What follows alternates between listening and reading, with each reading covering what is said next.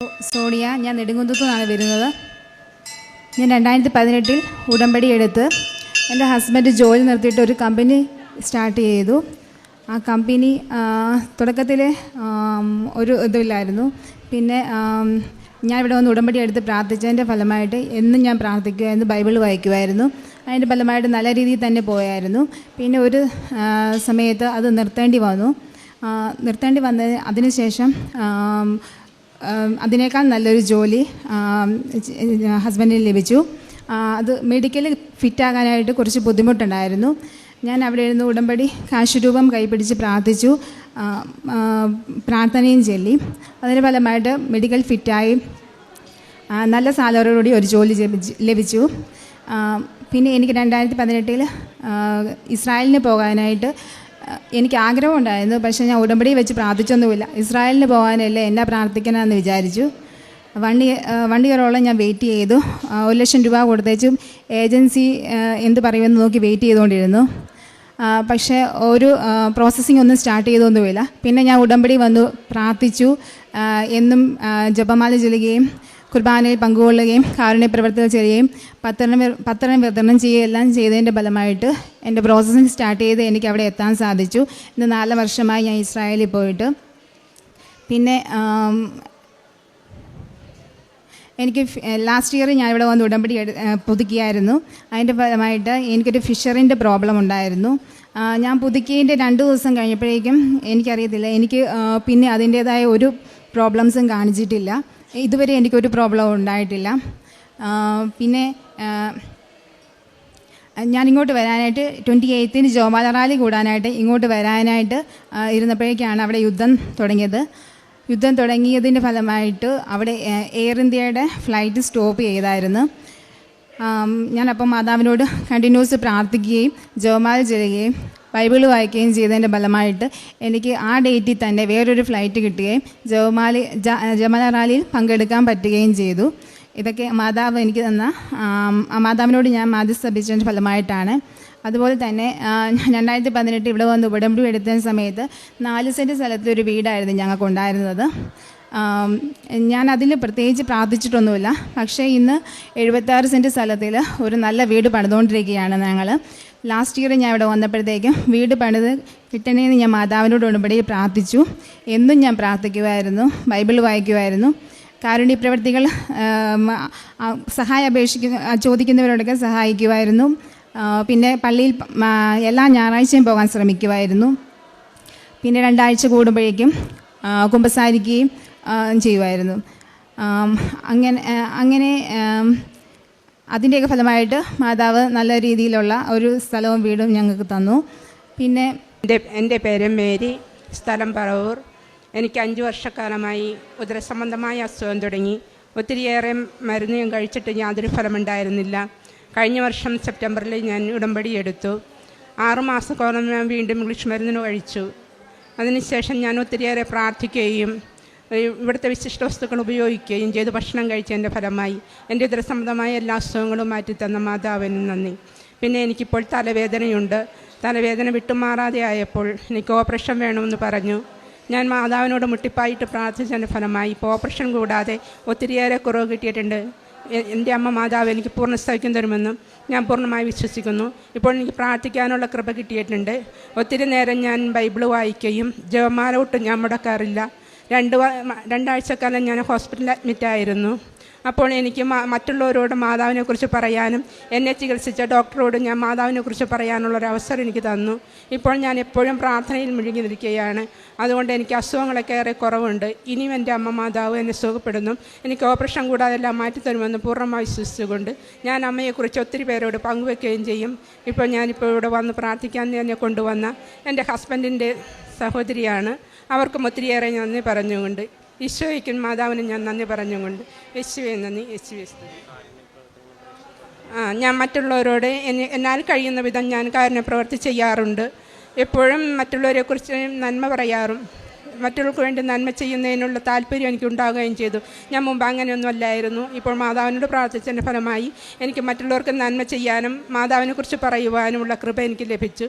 പിന്നെ ജപമാലയിൽ ഞാൻ ഒത്തിരി നേരം പ്രാർത്ഥിക്കുകയും എത്ര മാല ചൊല്ലിയാലും മതി വരാത്തൊരവസ്ഥയിൽ എനിക്കിപ്പോൾ ആഗ്രഹമുണ്ട് മാതാവിൻ്റെ അടുത്ത് നിൽക്കാൻ. ഈശോയ്ക്കും മാതാവിനും ഒത്തിരിയേറെ നന്ദി. എൻ്റെ പേര് ബിൻസി. ഞാൻ മാടവനയിലുള്ള സെൻറ്റ് സെബാസ്റ്റ്യൻ ഇടവകയിൽ നിന്നാണ് വരുന്നത്. അമ്മയ്ക്കും തിരുകുമാരനും ഒരേ ആയിരം നന്ദി പറയുന്നു. ഞാനിവിടെ ഏറ്റവും ആദ്യം കൃപാസനത്തിൽ വന്നത് എൻ്റെ മോൻ 9th പഠിക്കുമ്പോഴാണ്. അതുവരെ എൻ്റെ മോൻ നന്നായി പഠിക്കുമായിരുന്നു. 9th അവൻ ഭയങ്കരമായിട്ട് ഡൗണായി.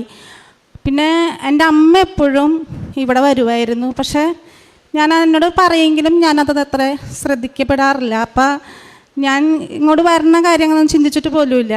ഇങ്ങനെ എന്നെ ടീച്ചർ ഒരു പ്രാവശ്യത്തെ പോലെ വിളിച്ചപ്പോഴാണ് അവന് ഒത്തിരി പുറകിലോട്ട് പോകുന്നു അങ്ങനെയൊക്കെ പറഞ്ഞ് അടുത്ത വർഷം 10th അല്ലേ. അപ്പോൾ പെട്ടെന്ന് തോന്നി ഇങ്ങോട്ട് വരണമെന്ന് തോന്നി. ഞാൻ പെട്ടെന്ന് കൃപാസനത്തിൽ വന്ന് ഇവിടെ വന്ന് എനിക്കൊന്നും അറിയില്ല എവിടേക്ക് വരണമെന്ന്. അമ്മ ആകെപ്പാടെ എന്നോട് പറഞ്ഞു കലവൂർ ഇറങ്ങി ഓട്ടോയ്ക്ക് പോന്നാൽ മതി. അത് മാത്രമേ എനിക്ക് അറിയുള്ളൂ. ഞാൻ ഇവിടെ എത്തിയപ്പോൾ ഇവിടുത്തെ രീതി എന്താണെന്നോ എനിക്കറിയില്ല. ഇവിടെ ഭയങ്കര തിരക്കുമായിരുന്നു അന്ന്. ഞാനിവിടെ ഇരുന്ന് ഞാൻ എന്തൊക്കെയോ പ്രാർത്ഥിച്ച് അങ്ങനെ പോയി. ഇടയ്ക്ക് അത് കഴിഞ്ഞ് പിന്നെ ഇടയ്ക്കിടയ്ക്ക് ഞാൻ വരുമായിരുന്നുണ്ടായിരുന്നു. അത് കഴിഞ്ഞ് മോൻ 10th ക്ലാസ്സിലായപ്പോഴേക്കും അപ്പോൾ ഇവൻ 9th B ക്ലാസ്സിലായിരുന്നു. സ്കൂളിലാണെങ്കിൽ നന്നായി പഠിക്കുന്ന കുട്ടികളെ അങ്ങനെ. അപ്പോൾ ഞാൻ ഇവനോട് എപ്പോഴും ഇങ്ങനെ പ്രാർത്ഥിക്കും ക്ലാസ്സിൽ വരണം 10th. അപ്പോൾ ഇവൻ എൻ്റെ 9th എക്സാം കഴിഞ്ഞപ്പോൾ എന്നോട് പറഞ്ഞ് മമ്മി ഞാൻ എന്തായാലും B ക്ലാസ്സിലേ ആവുള്ളൂ. നമ്മൾ നീ പ്രാർത്ഥിക്കുക നീ A ആവും. അങ്ങനെ 10th ക്ലാസ് വന്നപ്പോൾ ഇവൻ പെട്ടെന്ന് പറഞ്ഞു 10th ക്ലാസ് തുടങ്ങിയപ്പോൾ ടീച്ചർ പറഞ്ഞു ആൻവിനെ A ക്ലാസ്സിൽ വന്നപ്പോൾ ഇവനെ എഴുന്നേറ്റെന്ന് ചോദിച്ചു ടീച്ചറെ എന്നെ തന്നെയാണോ പറയണേന്ന് ചോദിച്ചപ്പോൾ അതെ നീ A ക്ലാസ്സിൽ പോയിക്കോ. അപ്പോൾ വന്ന് വെച്ചാൽ അമ്മി പ്രാർത്ഥിച്ചതിന് ഗുണമുണ്ട്. ഇങ്ങനെ A ക്ലാസ്സിൽ തന്നെയായി. പിന്നെ 10th അങ്ങനെ ആദ്യത്തെ ടൈമിൽ നല്ല മാർക്കുണ്ടായി. സെക്കൻഡ് ടൈമിൽ അധികം മാർക്കില്ല. അപ്പോഴും എനിക്ക് സങ്കടമായി. എക്സാം എടുക്കാറായപ്പോഴേക്കും എനിക്കാണ് ടെൻഷൻ എല്ലാവരേക്കാളും. അങ്ങനെ ഞാൻ ഇവിടെ വന്ന് ഉടമ്പടി എന്താണെന്നോ ഒന്നും എനിക്കറിയില്ല. ഇവിടെ വന്ന് പ്രാർത്ഥിക്കാറുണ്ട്. പക്ഷേ എനിക്ക് അത്രയ്ക്ക് ഇതായിട്ട് അറിയില്ല. എന്തൊക്കെയോ എൻ്റെ വിഷമം വരുമ്പോൾ ഞാൻ ഇങ്ങോട്ട് ഓടി വരും, അത്രയേ ഉള്ളൂ. അങ്ങനെ തന്നെ ഉടമ്പടി എടുത്ത് വീട്ടിൽ ചെന്ന് ഇവിടുത്തെ പോലെ 5:30 പ്രാർത്ഥനയ്ക്കും അതേപോലെ തന്നെ. അപ്പം ഞാൻ 5:30 പ്രാർത്ഥന എത്തിക്കുമ്പോൾ എൻ്റെ ഹസ്ബൻഡ് ഗൾഫിലായതുകൊണ്ട് പുള്ളി വൈകി എനിക്ക് ഫോൺ ചെയ്യുള്ളൂ. 5:30 എഴുന്നേൽക്കാനൊക്കെ ഉള്ള ബുദ്ധിമുട്ട്. എന്നാലും ഞാൻ പരമാവധി പിന്നത്തെ പ്രാവശ്യം പുതുക്കണ സമയത്തും എനിക്ക് അങ്ങനെ പ്രാർത്ഥിക്കാൻ പറ്റുന്നില്ല ഈ 5. അപ്പോൾ പുതുക്കണ വേണ്ടിയെന്ന് ആലോചിച്ചുകൊണ്ടിരിക്കുകയായിരുന്നു. അപ്പോഴേക്കും ഇവൻ്റെ റിസൾട്ട് വരുന്ന സമയമായി. ഇവന് നമ്മൾ പ്രതീക്ഷിച്ചേക്കാളും അവനൊരു 80% മാർക്കാണ് പ്രതീക്ഷിച്ചത്. അവൻ 92% മാർക്ക് കിട്ടി. അതെന്നെ സംബന്ധിച്ച് വലിയൊരു സാക്ഷിയായിരുന്നു. 2019 ഞാനിവിടെ സാക്ഷ്യം പറയാൻ വേണ്ടി വന്നപ്പോൾ ഇവിടെ ഭയങ്കര തിരക്കൊക്കെ ആയിരുന്നു. അപ്പോൾ എനിക്ക് സാക്ഷ്യം പറയാൻ പറ്റില്ല, എനിക്ക് സങ്കടമായി. അങ്ങനെ ഇവിടെ എഴുതി കൊടുത്ത് സീല് വെച്ച് തരാമെന്ന് പറഞ്ഞു. ഞാൻ എഴുതി കൊടുത്തു, എനിക്ക് സീല് വെച്ച് തന്നു. ഞാൻ തിരിച്ചു പോയി. പക്ഷെ എനിക്ക് സാക്ഷ്യം പറയാൻ അവർ അനുവദിക്കാത്തതുകൊണ്ട് എന്തോ എനിക്കൊരു ഉള്ളിൻ്റെ ഒരു ഇഷ്ടക്കേട് എനിക്ക് വന്നു. എന്നാലും പ്രാർത്ഥിക്കും, എന്നാലും അത് പറയാൻ പറ്റിയില്ലല്ലോ എന്നൊരു സങ്കടത്തോടെയാണ് ഞാൻ ബസ്സിൽ കയറിയത്. ബസ്സിൽ കയറിയപ്പോൾ ഒരു ചേച്ചി എൻ്റെ അടുത്തിരുന്ന ചാലക്കുടിയിലുള്ളൊരു ചേച്ചിയാണ്.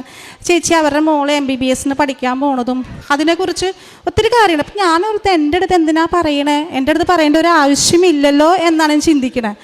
അപ്പോൾ ഒരു 50 ലക്ഷം 70 ലക്ഷം അത്രയൊക്കെ ആവും പുറത്ത് പഠിക്കാൻ പോയി അത് ഇതാന്നൊക്കെ എന്നോട് കുറേ പറഞ്ഞു. ഞാനത് കേട്ടു. പക്ഷെ എൻ്റെ മാതാവ് അവിടെ നിന്ന് എൻ്റെ മോനെ ഒരുക്കുന്നുണ്ടെന്ന് എനിക്ക് മനസ്സിലായില്ല. ഞാൻ ഈ അടുത്ത ദിവസങ്ങളിലേക്ക് അത് മനസ്സിലായത്.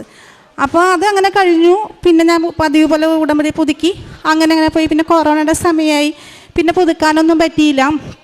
അതിന് കൊറോണ കഴിഞ്ഞ് വന്ന് ഞാൻ പുതുക്കാൻ വേണ്ടി ഇവിടെ വന്നപ്പോഴേക്കും എൻ്റെ കയ്യിൽ നിന്ന് ആ പേപ്പർ എങ്ങനെയോ നഷ്ടപ്പെട്ടു. ബസ്സിലാണോ ഇവിടെയാണെന്ന് എനിക്ക് അറിയുന്നില്ല, എവിടെ നിന്നോ നഷ്ടപ്പെട്ടു പോയി. പിന്നെ ഞാൻ 2022 പിന്നെ വന്നിട്ട് ഞാൻ പുതുക്കണത്. അപ്പോൾ 2022 പുതുക്കണ സമയത്ത് അപ്പോൾ അതിന് മുന്നേ എൻ്റെ വീട് ആദ്യത്തെ ഉടമ്പടി വയ്ക്കുമ്പോൾ 2019 വയ്ക്കുമ്പോൾ 6ാമത്തെ നിയോഗം എനിക്കൊന്നും എഴുതാൻ കിട്ടുന്നില്ല. അപ്പം എനിക്കറിയില്ല 6 നിയോഗം വെക്കണം എന്നുള്ളത് എനിക്കറിയില്ല. അപ്പോൾ 6ാമത്തെ നിയോഗം എനിക്കൊന്നും കിട്ടുന്നില്ല. ഞാൻ അപ്പോൾ വെറുതെ എഴുതി വീട് എന്തായാലും പണിയാൻ പോണില്ല, ഞങ്ങളുടെ ഇപ്പം നിൽക്കണ ലോൺ തന്നെ അടയ്ക്കാൻ നിവർത്തിയില്ലാത്ത ഞാൻ എങ്ങനെ വീട്, എന്നാലും വെറുതെ എഴുതി വീടിൻ്റെ മുകളിലോട്ട് പണിയാൻ അനുഗ്രഹിക്കണേ എന്നുള്ളത് മാത്രമേ എഴുതിയുള്ളൂ. പക്ഷേ എൻ്റെ ഏറ്റവും ആദ്യം നടന്നത് ആ നിയോഗമായിരുന്നു. ഞങ്ങളുള്ള എങ്ങനെയും ലോൺ ക്ലോസ് ചെയ്യാൻ വേണ്ടി ബാങ്കിൽ ചെന്നപ്പോൾ മാനേജർ നിങ്ങൾക്ക് മുകളിലോട്ട് പണിയാമല്ലോ, നിങ്ങൾക്ക് ലോൺ. അങ്ങനെ ആ ലോൺ ശരിയായി. പെട്ടെന്ന് വീട് പണി ഒരേ സമയത്ത് ഞാൻ ഇവിടെ വന്ന് പ്രാർത്ഥിച്ച് അങ്ങനെ ആ വീട് പണി പെട്ടെന്ന് തീർന്നു. അത് കഴിഞ്ഞ് പിന്നെ 2022 ഞാൻ പുതുക്കാൻ വേണ്ടി വന്ന്.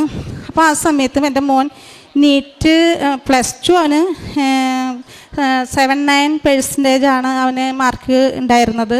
പക്ഷേ ഒരു മെഡിക്കൽ ഫീൽഡിലോട്ട് പോകണം, MBBS ഞാൻ സ്വപ്നം കണ്ടിട്ട് പോലുമില്ല. മെഡിക്കൽ ഫീൽഡിൽ ഏതെങ്കിലും ഒരു പാരാമെഡിക്കൽ കോഴ്സ് ആയാലും മതി മാതാവേന്നാണ് ഞാൻ പ്രാർത്ഥിച്ചത്. അപ്പം ഞങ്ങൾക്ക് ഒരുപാട് അന്വേഷിച്ചു. ഞങ്ങൾ എവിടെ ചെന്നാലും അതിനൊക്കെ ഒരേ തടസ്സങ്ങൾ. അപ്പം ഞങ്ങൾ പൈസയായിട്ട് പോയാലും അവർ പറയും ഇപ്പോൾ ലോക്ക്ഡൗണാ, നിങ്ങൾ പിന്നെ വാ, പിന്നെ വിളിക്കുക. പിന്നെ അവർ വിളിക്കുമ്പോൾ ഒരുപാട് ഡൊണേഷൻ പറയണ്.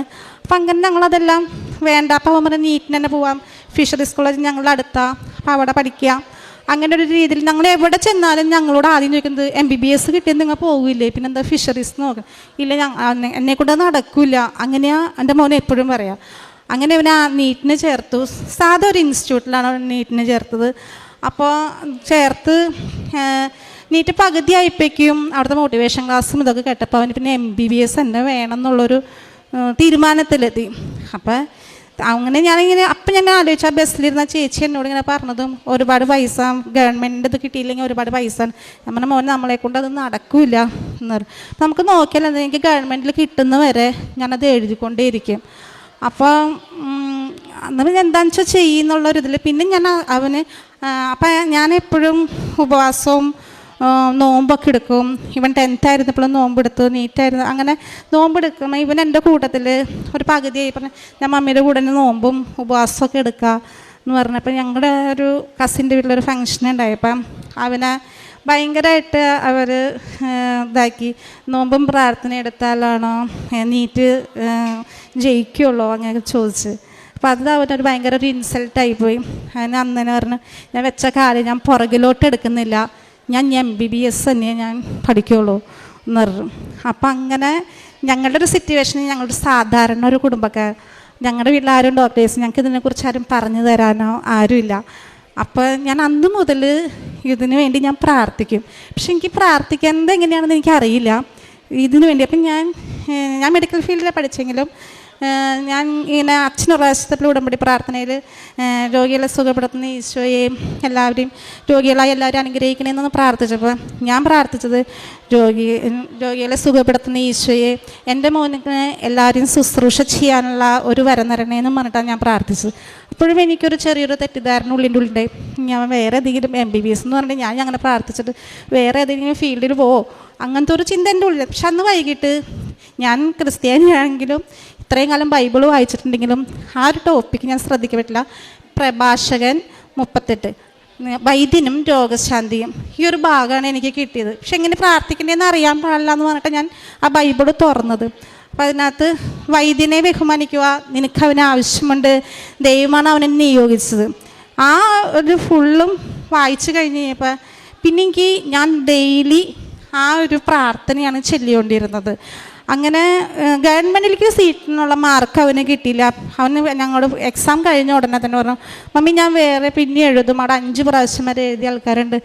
ഞാൻ പറഞ്ഞു പിന്നെയും സമയം പോവല്ലേ. അപ്പോഴേക്കും ഇവനത് പറഞ്ഞപ്പോൾ തുടങ്ങി ഞാൻ പുറത്തും ഇവിടുത്തെ സെൽഫ് ഫിനാൻസിങ്ങിൻ്റെ ഒക്കെ അന്വേഷിക്കാൻ തുടങ്ങി. അന്വേഷിച്ച് കഴിഞ്ഞപ്പോൾ എൻ്റെ ഒരു കസിൻ കൊച്ച് അർമനിയെ പഠിക്കുന്നുണ്ട്.